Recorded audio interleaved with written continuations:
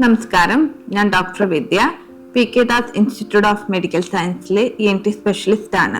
ഈ മാസം thyroid awareness മന്തായി നമ്മൾ ആചരിക്കുകയാണ്. അതിനോടനുബന്ധിച്ച് നമുക്ക് തൈറോയ്ഡ് ഗ്ലാൻഡിനെ പറ്റിയും അതിലെ രോഗങ്ങളെ പറ്റിയും ചില കാര്യങ്ങൾ ഡിസ്കസ് ചെയ്യാം. ശരീരത്തിലെ മെറ്റബോളിസം അഥവാ ദൈനംദിന ഊർജ വിനിയോഗം നിയന്ത്രിക്കുകയാണ് തൈറോയ്ഡ് ഗ്രന്ഥിയുടെ പ്രധാന ജോലി. നമ്മുടെ കഴുത്തിന്റെ മുൻവശത്തായി ഏകദേശം ഈ ഒരു ഭാഗത്താണ് ചിത്രശലഭത്തിന്റെ ആകൃതിയിലുള്ള ഈ തൈറോയ്ഡ് ഗ്ലാൻഡ് സ്ഥിതി ചെയ്യുന്നത്.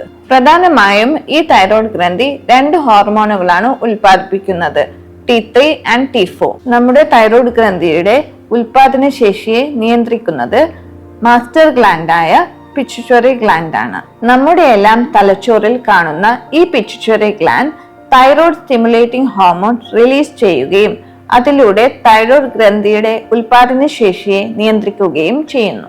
T3, T4, TSH എന്നീ ഹോർമോണുകളുടെ രക്തത്തിലുള്ള അളവാണ് നമ്മൾ തൈറോയ്ഡ് ഫംഗ്ഷൻ ടെസ്റ്റ് അഥവാ TFT എന്ന് പറയുന്ന ടെസ്റ്റ് കൊണ്ട് ഉദ്ദേശിക്കുന്നത്. ഈ 3 ഹോർമോണുകളുടെ അളവിലെ വ്യത്യാസങ്ങൾ തൈറോയ്ഡ് ഗ്രന്ഥിയുടെ പ്രവർത്തനത്തിന്റെ വ്യതിയാനങ്ങളായി സൂചിപ്പിക്കുന്നു. ഇത്തരത്തിലുള്ള വ്യതിയാനങ്ങൾ നമുക്ക് ശാരീരികമായി പല ബുദ്ധിമുട്ടുകളും ഉണ്ടാക്കും. അതുപോലെ തന്നെ തൈറോയ്ഡ് ഗ്രന്ഥികളിൽ മുഴകൾ ഉണ്ടാകുന്നത് മറ്റൊരു വിഭാഗം അസുഖമാണ്. ഇങ്ങനെയുള്ള മുഴകൾ സാധാ മുഴകളും ആവാം, ക്യാൻസറസ് ആയിട്ടുള്ള മുഴകളും ആവാം.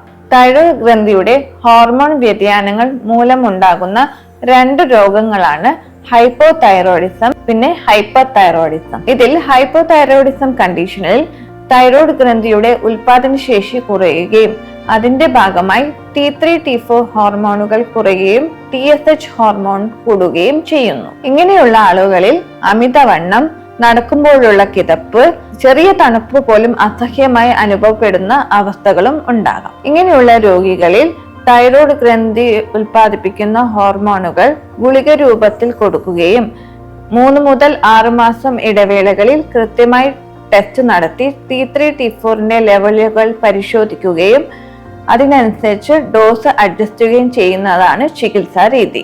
ഇനി ഹൈപ്പർ തൈറോയിഡിസം. മുൻ പറഞ്ഞ ഹൈപ്പോതൈറോയിഡിസത്തിന് നേർവിപരീതമാണ് ഹൈപ്പർ തൈറോയിഡിസം.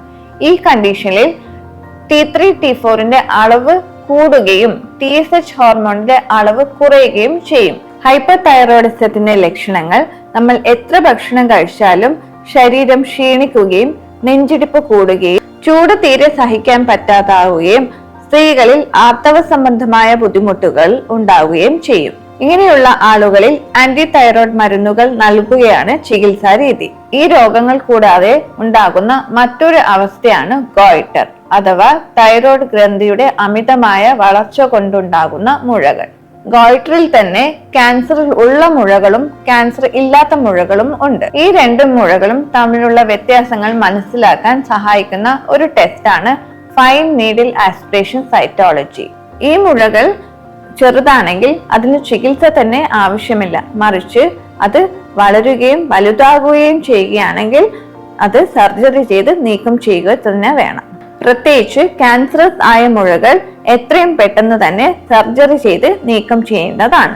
ഇനി ക്യാൻസറസ് മുഴകളുടെ സ്പ്രെഡ് അറിയുന്നതിനായി നമ്മൾ CT സ്കാൻ, USG അബ്ഡോമൻ എന്നിവ ചെയ്യേണ്ടതായി വരും. തുടർ ചികിത്സയുടെ ഭാഗമായി സർജറിക്ക് ശേഷം റേഡിയോ അയഡിൻ അബ്ലേഷൻ തെറാപ്പി ചെയ്യേണ്ടതാണ്. ഈ thyroid surgery laparoscopic key hole വഴി ചെയ്യാവുന്നതാണ്.